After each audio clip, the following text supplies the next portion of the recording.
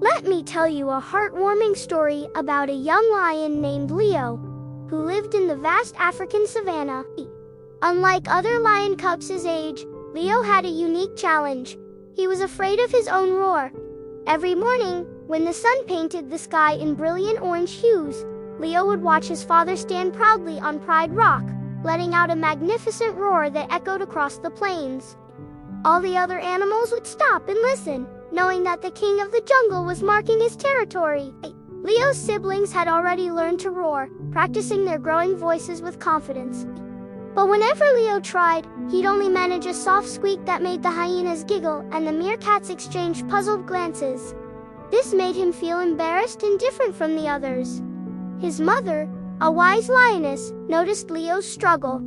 Instead of pushing him, she would sit with him under the shade of an acacia tree and tell him stories of lions who overcame their fears.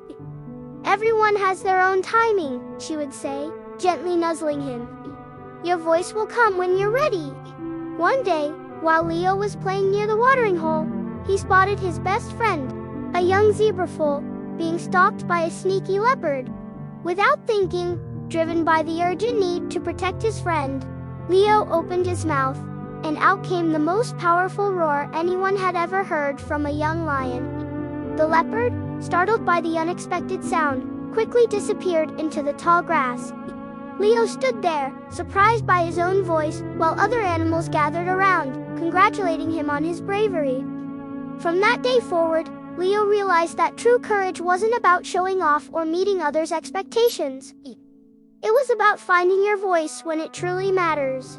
He learned that sometimes our greatest strengths emerge not when we're trying to prove ourselves, but when we're trying to help others. As time passed, Leo grew into a confident young lion, known not just for his powerful roar, but for his kind heart and wisdom. He taught younger cubs that it's okay to be different and that everyone grows at their own pace. And so, the story of Leo, the lion who was once afraid to roar, became a favorite tale told throughout the savannah, reminding everyone that our greatest fears can become our greatest strengths when we face them with courage and patience. Remember, just like Leo, we all have our own unique journey of finding our voice. What matters isn't how long it takes to get there, but the strength we find along the way.